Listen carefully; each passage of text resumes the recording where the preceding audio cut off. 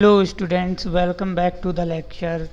आज का जो चैप्टर है बहुत ही छोटा चैप्टर है। इसमें हम सीएनसी मशीन की समस्याओं के बारे में चर्चा करेंगे। ठीक है, मतलब कि क्या क्या प्रॉब्लम सीएनसी मशीन में आ सकती हैं जब कोई भी मशीन चलती है। ठीक है, तो उसमें कोई ना कोई प्रॉब्लम ज़रूर आ जाती है, चाहे वो मैकेनिकल प्रॉब्लम हो, चाहे वो इलेक्ट्रिकल प्रॉब्लम हो।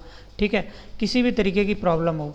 ठीक उसी तरीके से सीएनसी एक मैकाट्रॉनिक का मतलब है मैकेनिकल प्लस इलेक्ट्रॉनिक जैसे उत्पाद जिसमें यांत्रिक, विद्युत एवं इलेक्ट्रॉनिक विधाओं का समावेश होता है।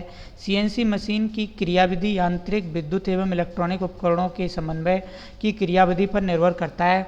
देखो, सिंपल सी बात यह है कि जो सीएनसी मशीन के उपकरण में जो खराबी आती है वो हमारी इलेक्ट्रिकल में भी समस्या आ सकती है, मैकेनिकल में भी समस्या आ सकती है, क्योंकि this is not particular mechanical machine, right. It's a combination of mechanical, electronic and computer science also. Computer science, how will you speak? It's also combined with the computer science, because if the problem is coming in program that is connected with the CNC and software is also connected with the CNC, software is also a particular part of CNC machine. So we can say that it is also a combination of computer science branch. Okay, तो हम बोल सकते हैं कि computer science, electronics और mechanical तीनों engineering को बना करके हमारी एक मशीन बनाते हैं जिसे हम बोलते हैं सीएनसी मशीन। ठीक, जैसे कि C4 कंप्यूटर, तो कंप्यूटर साइंस आ गई। न्यूमेरिकल कंट्रोल मशीन, ठीक है। अब न्यूमेरिकल कंट्रोल मशीन मतलब कि मशीन है तो मैकेनिकल हो गई। अब इलेक्ट्रिकल बिना इलेक्ट्रिकल के ये चल नहीं सकती है। ठीक, इसमें मोटर का प्रयोग किया जाता है, इसके लिए हम जनरेटर का भी प्रयोग करते हैं। ठीक, तो इसमें क्या क्या खराबियां आ सकती हैं हम इस चीज़ के बारे में पढ़ेंगे। अब जैसे हम मान लो खुद से ही हम अगर अपने आप से समस्याओं को अगर हम देखें तो जैसे इसमें मोटर लगा रहता है, सीएनसी में डीसी मोटर लगा रहता है, एसी मोटर लगा रहता है, सर्वो मोटर लगा रहता है। तो इसमें मतलब कि जो मोटर है उसमें खराबी आ सकती है। ठीक है, मोटर जल सकता है। ठीक है, मोटर के अलावा जो पार्ट्स लगे होते हैं, पार्ट रगड़ के ख़त्म हो सकते हैं, उनमें मतलब कि लुब्रिकेशन की कमी की वजह से पार्ट में बहुत ज़्यादा रफनेस आ सकती है। ठीक है, और टूल भी हमारा मशीन का टूट सकता है। तो कई सारी प्रॉब्लम्स हैं जिनके बारे में हम लिख सकते हैं कि ये समस्याएं आ सकती हैं। अगर इससे रिलेटेड क्वेश्चन आता है तो आप लोग बना बना के लिख सकते हैं, फिर भी इसको पढ़ भी सकते हो। जैसे यांत्रिक या वायुवीय अंगों के कारण कुछ समस्याएं आती हैं। ठीक, जैसे मान लो घुमाऊ यंत्रों को असफल होने के कारण जैसे स्क्रू, गाइड रेल या बियरिंग खराब हो जाती है, गाइड रेल खराब हो जाए, स्क्रू खराब हो जाए। ठीक है, इनके फेल हो जाने पे समस्या आ जाती है। स्पिंडल के असफलता या खराबी के कारण जैसे कभी कभी क्या होता है, जो स्पिंडल रोटेट करता है तो वो अचानक से फेल कर जाता है, वो मतलब कि फ्री हो जाता है। जैसे मान लो हम बोलते हैं ना स्टीयरिंग फेल हो गई, तो स्टीयरिंग एकदम फ्री हो जाती है ना, काम नहीं करती है। उसके बाद क्या है, स्पिंडल स्नेहन की समस्या के कारण। ठीक, उसके बाद गियर शाफ्ट यंत्रावली के कारण, मतलब कि उसमें जो गियर लगा होता है, जैसे तुमने देखा होगा लेथ मशीन में गियर बाहर ही लगा रहता है, तो इसमें जो गियर लगा रहता है उसके कारण भी खराबी आ सकती है। गाइड रेल स्नेहन के असफल होने के कारण, मतलब कि जो गाइडर लगा होता है, जैसे टूल पोस्ट सेंटर जिसे हम बोलते हैं ना, जो उसमें लगा रहता है, जो गाइड करता है टूल को, उसके फेल होने के कारण भी समस्या आ सकती है। ठीक, उसके बाद अगर हम बात करें ऑटोमेटिक टूल चेंजर के कारण, ऑटोमेटिक टूल चेंजर कभी कभी क्या करता है कि वो टूल को चेंज नहीं करता है राइट टाइम पे, तो उससे भी समस्या आ जाती है। ठीक है, कई बार विद्युत अंगों के कारण,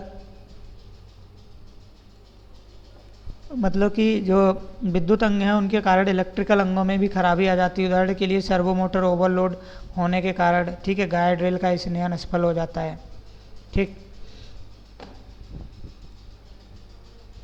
उसके बाद हमारा नेक्स्ट है विद्युत अंगों के कारण अगर इलेक्ट्रॉनिक्स पार्ट अगर हमारी मशीन में लगे हुए हैं तो उनके कारण क्या क्या समस्या आ सकती है। जैसे रिले लगा हुआ है, सॉलिनॉइड के मोटर के असफल होने के कारण, ठीक है, मोटर के सर्वो ड्राइव के असफल होने के कारण, स्पिंडल ड्राइव के विद्युत सप्लाई में समस्या, ठीक है, शॉर्ट सर्किट के कारण समस्या आ जाती है, निम्न वोल्टेज की समस्या आ जाती है। ठीक, तो ये सारी समस्या आ जाती हैं। इलेक्ट्रॉनिक अंगों के कारण समस्या, पीएलसी नियंत्रण उपकरण के रूप में लगा होता है ठीक है। सीएनसी मशीन में पीएलसी नियंत्रण उपकरण के रूप में लगा रहता है। इस नियंत्रण निकाय में सीपीयू, मेमोरी, शक्ति इनपुट आउटपुट लगे रहते हैं। सीएनसी मशीन में संचय पीएलसी के द्वारा होता है। जो भी संचरण होता है वो सिंपल सी बात है, प्रोग्रामेबल लॉजिकल कंट्रोल के द्वारा ही होता है। अगर पीएलसी में कोई भी अंग खराब हो जाए तो सीएनसी मशीन बंद हो जाती है, सिंपल सी बात है।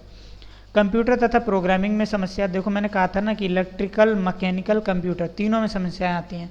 तो कंप्यूटर में क्या आता है, प्रोग्राम इसका खराब हो जाए, ठीक है, प्रोग्राम दोष, उसके बाद परिचालन दोष, प्रोग्राम टेस्ट के दौरान प्रॉब्लम सर्च, हार्डवेयर अंग के फेल हो जाने के कारण समस्या, ठीक, हार्डवेयर फेल हो जाए तो प्रोग्राम सॉफ्टवेयर क्या कर रहा है। अब हम अलार्म के कारण भी हमें समस्या आ जाती है। जैसे मान लो कोई भी पार्ट अगर हमारा ख़राब हुआ और अलार्म वर्क नहीं कर रहा है तो फिर समस्या आ जाएगी कि अलार्म जब काम नहीं करेगा ना तो हमें पता नहीं चलेगा कि प्रॉब्लम कहाँ से आ रही है, ठीक, तो वो समस्या भी एक समस्या है, ठीक है। तो इसके लिए हम क्या क्या कर सकते हैं, ठीक है, मतलब कि अगर इतनी सारी समस्याएं आ रही हैं तो हम इनको किस तरीके से दूर कर सकते हैं, ठीक है। तो हम क्या करेंगे, देखो पहले तो ये स्नेहन दशाएं सुचारू रूप से क्रियान्वित करना, ठीक। सीएनसी मशीन की यथार्थता जांच एवं समायोजन, मतलब कि इसकी जांच होनी चाहिए। निरीक्षण और महत्वपूर्ण घटक की सप्लाई, ठीक, मतलब कि जो भी गियर वगैरह हैं, जितनी भी समस्याएं हैं उनकी डेली निरीक्षण होना चाहिए सीएनसी मशीन का। लंबे समय तक उपयोग में नहीं होने पर मशीन खाली ही चलाएं, मतलब कि मशीन क्या है, मशीन आप उसको चलाएं ज़रूर, ये नहीं कि आपने मशीन को नहीं चलाया तो भी उसमें समस्या आ जाती है। स्टोरेज बैटरी को समय समय पर बदलते रहें, ठीक है।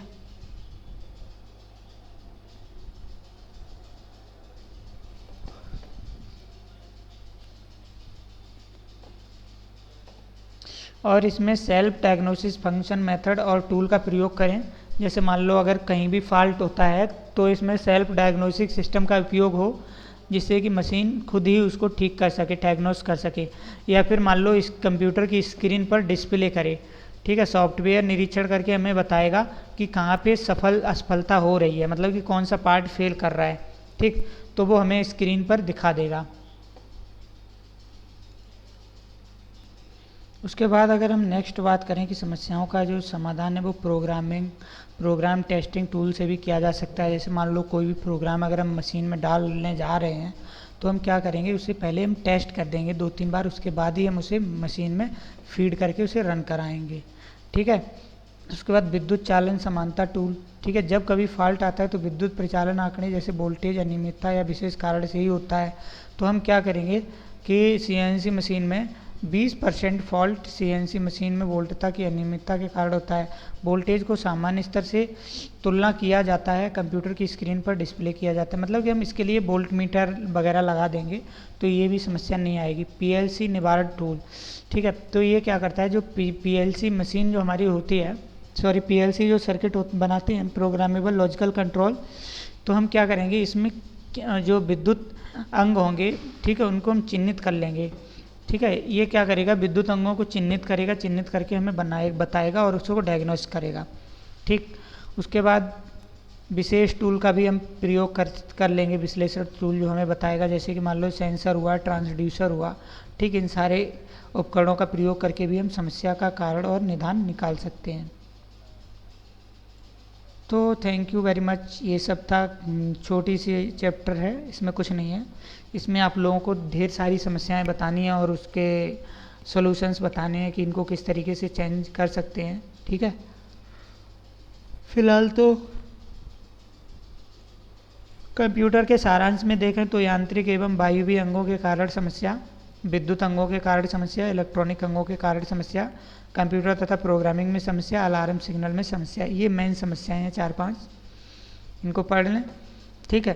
प्रमुख क्रियाएं, स्नेह दिशाएं को सुचारू रूप से क्रियान्वित करना, सीएनसी मशीन की यथार्थता की जांच एवं समायोजन, निरीक्षण और महत्वपूर्ण घटक की सफाई, मतलब मशीन की सफाई, लंबे समय तक उपयोग न होने पर मशीन को खाली ही चलाएं, स्टोरेज बैटरी को समय समय पर बदलना, फॉल्ट निदान उपकरण, ठीक है, स्वतः निवारण प्रक्रिया विधि, स्वतः ज्ञान युक्त निवारण विधि, प्रोग्राम टेस्टिंग टूल विधि, विद्युत परिचालन समानता टूल, ठीक। तो इन सारी चीज़ों को आप लोग पढ़ लें, बहुत ही सिंपल है। बाकी अगर कोई दिक्कत आती है तो मुझे पूछें। Thank you very much. मिलते हैं नेक्स्ट चैप्टर में।